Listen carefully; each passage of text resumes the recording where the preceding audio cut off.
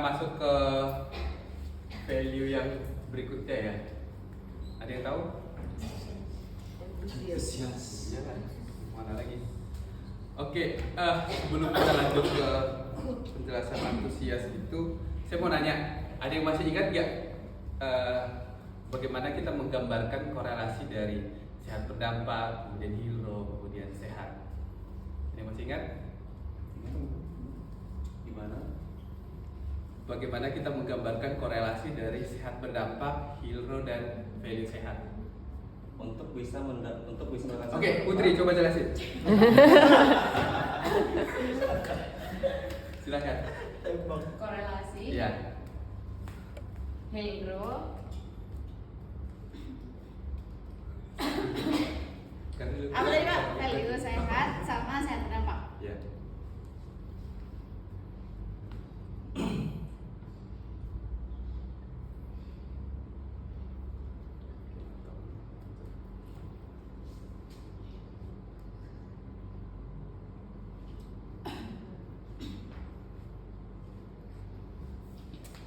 Jadi sehat berdampak ini kan visi sebuah kan. Nah, untuk mencapai sehat berdampak ini kita membutuhkan hero. Hero yang seperti apa? Tentunya yang menjalankan value sehat yang kemudian nanti bisa mewujudkan sehat berdampak. Nah, value sehat ini kan ada ininya kan, masing-masing apa namanya, klasifikasinya kan, solution oriented, empati, earnest, antusias, dan tumbuh. Jadi untuk mewujudkan sehat berdampak ini dibutuhkan hero yang memiliki value sehat. Ya, tepuk tangan. Kenapa saya selalu mengingatkan ini? Supaya apa yang kita pelajari, apa yang kita diskusikan itu kita selalu bisa hubungkan dengan apa yang sedang ingin kita ya. Jadi kurang lebih begini, tapi saya hapus ya, saya gambar ulang ya.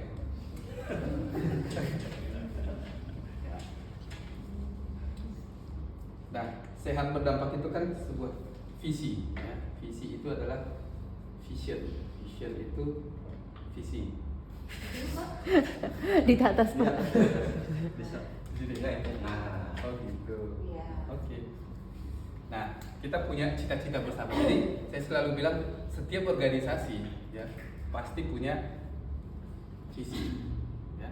Kalau nggak punya, itu namanya bukan organisasi, itu hanya kelompok orang. Tapi tidak semua organisasi konsisten menjalankan visinya. Banyak juga yang berkedok itu hanya untuk apa? Terutama perusahaan ya, itu untuk company profile. Tapi kalau di kita ini adalah gerakannya, sehat berdampak. Nah, untuk mewujudkan sehat berdampak ini, kita butuh orang, ya kan? Ini nggak bisa ujuk-ujuk terwujud. Dia butuh people. Pertama dia people dulu. Ya. Nah, lalu apakah semua orang bisa mewujudkan sehat berdampak? Orang yang seperti apa? Ya. Orang yang sepakat dengan sehat berdampaknya yaitu adalah orang-orang yang memiliki value sehat. Oke. Apakah semua orang yang punya value sehat otomatis bisa mewujudkan sehat berdampak? Karena sehat berdampak itu kan ada turunannya, diturunkan lagi menjadi misi, kemudian menjadi goals sebuah perusahaan. Ya. Di goals kita itu ada goals mencapai revenue, ada goals berbagi, ada goals berdampak, kira-kira gitu. Ya. Nah, apakah dengan value ini otomatis bisa mencapai ini? Kita harus memiliki yang namanya kompetensi. Ya. Jadi dengan punya value sehat kita akan mencari kompetensi. Ini kan? Ya. Karena kompetensi ini nanti yang akan bisa memberikan performance atau result. Jadi orang perform itu kalau dia punya kompetensi, kalau dia punya value doang mungkin dia akan jadi orang baik, tapi belum tentu perform. Gitu. Jadi kita orang yang memiliki value dia akan mencari kompetensi yang dibutuhkan untuk kesini. Jadi kompetensi yang dicari itu karena dia sudah punya value, dia belum punya kompetensi dia akan nyari. Dia sudah punya dia akan gunakan. Nanti dia akan menjadi orang yang people yang perform. Nah, ini people yang perform ini yang kita sebut dengan hero ya. Jadi orang people yang punya value sehat dan memiliki kompetensi yang dibutuhkan sehingga dia bisa perform, ini yang akan menjadi hero. Hero inilah nanti yang akan mewujudkan sehat berdampak. Sehat berdampak ini kan dua kata, dua target ya. Kita bisa nyebutnya itu bisnis dan yayasan ya. Kita bisa nyebutnya itu work and life, sehat dan berdampak. Jadi kurang lebih gambarannya begini ya. Kalau teman-teman ngejelasin, ngebayangin apa yang sedang kita kerjakan, apa yang harus kita miliki di Itsbua seperti ini. Jadi orang-orang di Itsbua itu disebut hero kalau dia punya value sehat dan dia punya kompetensi yang dibutuhkan. Nanti dia akan bisa perform sehingga sehat berdampak itu bisa terwujud. Nah inilah yang kita kerjakan, inilah yang kita bahas setiap hari. Ini harus kita wujudkan. Jadi nggak bisa hanya sekedar people, nggak bisa hanya sekedar orang, dan juga nggak bisa hanya sekedar punya value. Tapi ini adalah kalau ibarat pohon itu ini akarnya. Ya. Kalau nggak ada value ini kemungkinan kalau dia nggak kompeten dia akan ngeyel, dia akan malas belajar. Tapi kalau dia udah punya value ini nggak ada masalah. Nggak tahu dia akan belajar, udah tahu dia akan praktek, bukan pamer.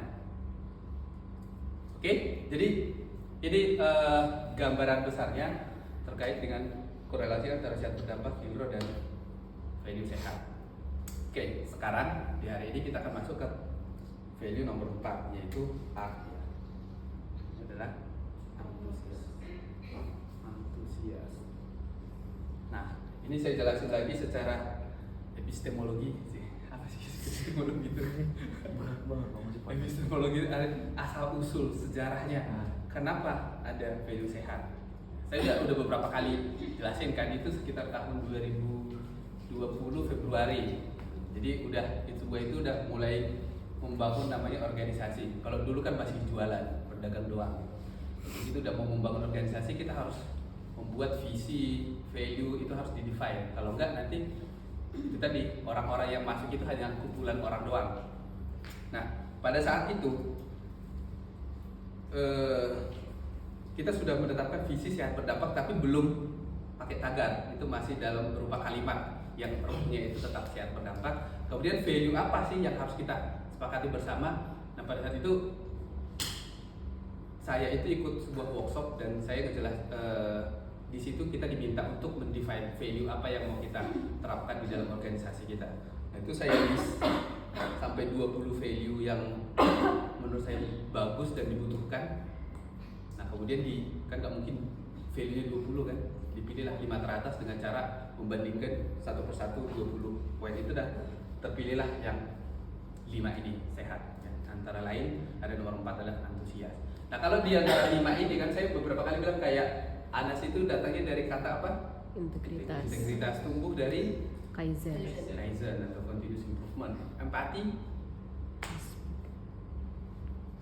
Nah, empati ini juga bukan kata asli sebenarnya. Kalau dari awalnya itu datang dari customer oriented. Artinya customer itu bukan hanya pembeli, tapi alam juga, mitra juga. Jadi kita harus punya pemikiran terhadap, kita harus punya rasa terhadap pihak lain di luar diri kita. Nah, itu dasarnya dari si empati. Tapi ada 2 kata, 2 value yang tidak mengalami perubahan diksi gitu. Itu solution oriented dan antusias. Jadi salah satunya antusias ini dari awal sudah memang begitu. Dia tidak perlu diadaptasi karena memang dia bisa masuk kan jadi sehat gitu. Nah, kalau yang 3 lain itu dia masih ada perubahan diksi. Jadi artinya apa? Antusias ini dia dari sejak awalnya itu sudah memang dia sudah core. Ya, memang dia sudah value berdasar yang dibutuhkan. Oke. Nah, jadi apa sih antusias itu? Tadi bisa ngejelasin nggak? Bersemangat dalam menjalani aktivitas tantangan dan pola hidup sehat alami. Itu kalau diterjemahkan seperti itu. Ini by the way, ini dulu yang di sini konsultan ya. Jadi saya di interview ditanya kayak tadi apa sih asal usulnya, jadi bagaimana sih yang diharapkan. Jadi tercermin seperti ini. Jadi kalau saya jelaskan lagi dan ternyata berubah di sini, yang harus diganti itulah ini. Karena bisa jadi kurang relevan menangkapnya gitu. Jadi saya menjelaskan itu kenapa ada dulu value antusias. Karena kan dari antara 20 itu saya pilih dan antusias itu menang di antara 15 yang lainnya. Kenapa dia menang gitu? Karena antusias itu salah satu value yang sangat dibutuhkan untuk kita bisa mencapai mimpi kita, mencapai visi kita. Orang yang nggak antusias menurut saya nggak akan bisa mencapai cita-citanya, mencapai tujuannya. Orang punya cita-cita aja udah ciri dari orang yang antusias gitu. Jadi kalau nggak antusias mungkin mimpinya aja nggak ada. Gitu. Jadi antusias itu bersemangat, bergairah untuk hal yang lebih baik. Ada nggak orang bersemangat membunuh atau bersemangat merusak alam? Ya kan? Antusias itu kan selalu diidentikan untuk hal yang lebih baik. Jadi kenapa Bu? Ada suara-suara alam. Antusias itu antusias ya. Oke, jadi apa sih? Jadi antusias itu saya mendefinisikannya kita bersemangat, proaktif, bergairah untuk menjadi lebih baik. Untuk menjadi lebih baik. Nah, definisi lebih baik ini itu sudah tercermin dari visi kita. Karena lebih baik itu kan cukup luas. Jadi sebenarnya dalam hidup itu kita harus selalu berpikir lebih baik. Tapi dalam organisasi kita harus punya spesifik tujuan bersama. Jadi kita harus bersemangat dan antusias untuk mencapai visi kita. Jadi kalau kita belum punya kompetensi tadi, misalnya ada hal yang belum kita miliki, kita harus bersemangat mencarinya. Ada hal yang sudah kita miliki, kita harus bersemangat mengimplementasikannya. Karena kompetensi itu hanya potensi. Dia akan berdampak, akan bermanfaat ketika diimplementasikan. Gitu. Ya. Jadi antusias ini bisa dibilang di antara 5 ini. Jadi tanpa antusias ini kayaknya nggak bisa terwujud. Jadi termasuk kita harus antusias dalam solution oriented. Kita harus antusias dalam empati. Kita harus antusias dalam anas. Kita harus antusias dalam tumbuh. Dan bahkan kita harus antusias dalam antusias. Nah, tapi ada juga poin menarik ya yang saya amati dan juga saya juga tadinya berpikir seperti itu, bahwa antusias itu identik dengan heboh. Ya, nanti orang introvert kan jadi protes kan. Jadi antusias itu nggak ada hubungannya dengan berisik, dengan heboh. Jadi kamu bisa antusias dengan diam. Dalam keheningan itu kita bisa antusias. Jadi tergantung apa yang sedang kita pikirkan, apa yang sedang ingin kita tuju, itulah antusias. Orang berisik, orang heboh bahkan belum tentu antusias. Itu bisa saja berisik doang. Oke, jadi antusias itu tidak sama dengan heboh. Antusias itu bisa hening, tapi kamu dalam keheningan itu kamu memikirkan apa, membayangkan apa, merencanakan apa. Kan itu tidak terlihat. Nah, kalau di sini kan ada lebih konkretnya, itu adalah dalam menjalani aktivitas, tantangan dan pola hidup sehat alami. Nah, itu lebih dikonkretkan. Menghadapi tantangan itu kan sebenarnya tantangan buat apa? Tantangan yang menuju visi. Pola hidup sehat itu apa ya? Hero itu kan penggerak. Nah, makanya kita punya habit morning stretching, kemudian juga menjalankan pola hidup sehat sampai diatur dalam tanda kutip di dalam organisasi ini. Kenapa? Karena itu kita harus antusias, itu bagian dari value kita, bagian dari visi kita. Oke, masih ada 3 menit lagi, ada yang bertanya?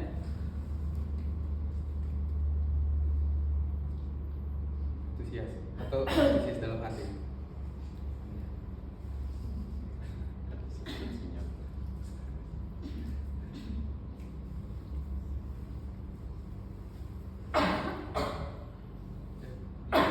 Gak ada? Paham? Ini beneran. Saya jadi nyesal itu harusnya saya antusias itu. Jadi merasa benar karena nggak bisa dicek kan dalam hatinya. Diafirmasi. Dalam hatinya itu apa coba? Segera ditutup dulu. Saya tetap apa ya? Oh ya, nah ini contoh antusias. Yang ekstrovert. Antusias itu ini ada satu pemahaman yang agak unik ya. Antusias itu sebetulnya terutama kalau di sales ya, itu bagaimana kita bisa menularkan energi kita, menularkan apa yang menjadi kepribadian kita, menularkan apa yang menjadi sisi positif kita, bukan negatif ya, sisi positif ke orang lain atau ke subjek yang memang kita sedang ajak bicara atau sedang kita interaksikan. Tapi antusias ini setuju dengan Pak Hamzah bilang bukan berarti heboh, tapi bagaimana kita bisa mengontrol energi yang kita tularkan ke orang lain. Ada orang yang bilang gini, oh ini orang diam berkarisma. Tapi ada juga bilang, oh ini orang diam, emang kosong aja nih orang gitu. Ini teman-teman mesti bisa bedain. So antusias di sini gak harus melulu harus yang paling heboh. Tapi yang saya percaya adalah bagaimana kita menularkan energi kita yang positif ke orang lain. Pernah gak kalian ketemu sama orang, lu ngeliat mukanya ini udah nek, baru ngeliat mukanya rasanya pengen buat tampar nih orang gitu loh. Ada loh tipe-tipe yang kayak gitu. Tapi ada juga iya yang kayak gitu. Nah, tapi ada juga tipe orang yang kalian baru ngeliat mukanya aja, kalian tuh rasanya udah interest gitu loh, pengen tahu dia lebih jauh, pengen kenal dia lebih jauh. Di sini titik pentingnya teman-teman, antusias itu nggak bicara tentang kepo, tapi bicara tentang mengontrol energi positif yang teman-teman lepaskan. Kelihatan loh, berasa loh kalau misalnya nih orang tuh lagi nyimpen sesuatu, lagi menjadi toxic person, lagi mempengaruhi lingkungan dengan secara tidak baik. Bergosip pun juga kita gini, setiap kita tuh tidak terhindarkan dengan yang namanya gosip. Tapi gosip yang membangun itu melepaskan energi positif. Tapi kalau gosip yang negatif itu menghancurkan lingkungan sekitar. Itu aja sih tambahan dari saya. Thank you. Benar-benar antusias. Oke, saya kira itu aja. Tapi ada satu tambahan. Jadi untuk mempraktekkan antusias ini kan bisa kita praktekkan terhadap value-value yang lain. Terutama kan saya sudah beberapa kali dan bahkan dari HG sudah mengingatkan bahwa saat ini adalah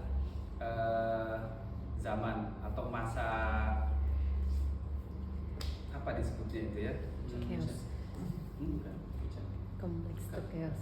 Chaos ya. Bukan, ya, tapi lebih ekstrim lagi. Jadi tahun ini sampai 2030 itu teman-teman, ini adalah dunia itu akan berputar, bahkan dibilang Great Reset. Jadi kalau dulu itu semua pernah melakukan riset kan, yang pernah ngalamin. Tapi nanti dalam 2025 sampai 2030 itu dunia ini akan apa? Global reset. Jadi ada pemain berganti, rule of the game berganti. Karena apa? Ya kan? Saya bilang ada 3 faktor. Ya, yang pertama AI, ini yang paling penting. Tapi AI ini makin dipercepat lagi dengan adanya 2 faktor lain, yaitu Cina dan Trump. Itu teman-teman bisa perdalam lagi itu. Tapi dengan AI nanti semuanya akan berubah. Diprediksi 2025 sampai 2026 itu, ya 40 sampai 50% pekerjaan itu akan hilang. Pekerjaan saat ini tentu saja akan menciptakan pekerjaan baru. Ya. Tapi bayangin kalau kita nggak punya antusiasme untuk mempelajari hal ini, menggunakan hal ini. Ya. Jadi saya challenge teman-teman di sini semua untuk mempelajari AI apa yang bisa relevan untuk pekerjaan teman-teman saat ini. Jadi sebelum kita semua digantikan sama AI, kita harus lihat dulu kira-kira yang mana nanti yang bisa menggantikan kita. Ya, jangan tunggu digantikan, itu udah telat nanti. Ya. Selain ChatGPT dan Gemini dan sejenisnya itu, ada banyak lagi ternyata AI di luar itu. Ya. Jadi saran saya, setiap orang coba mempelajari AI apa yang kira-kira bisa menggantikan pekerjaan kita saat ini. Ya, dan itu nanti bisa dijelaskan sebelum ya mungkin di grup atau di Japri silahkan sebelum Selasa depan ya. Dalam 1 minggu itu teman-teman coba pelajari. Saya sudah banyak menggunakan AI itu dan beberapa saya mending tanya ke sini aja, saya mending kolaborasi ke sini aja. Ini jadi penerapan value antusias biar nggak hanya jadi teori ya, coba kita praktekkan bersama-sama. Oke, saya kira sekian karena waktunya sudah lebih 4 menit. Terima kasih, kita kumpul.